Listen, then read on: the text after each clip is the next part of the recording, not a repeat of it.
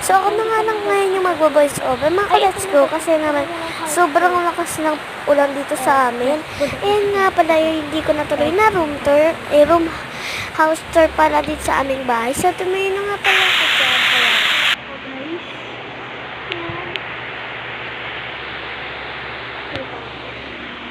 Happy Friday, guys.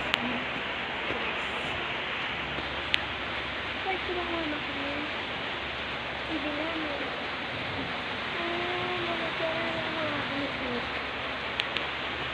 Ito yung toys namin, mga teddy bear. Ano yung mga sapatos. Punta tayo sa mga higas ko talaga. Nasa namin. Ito yung desk ko. Nalipad ko na siya. Ito pasok ko siya at ayok kumain. Tinatabag ako. So, ito lahat. Ito.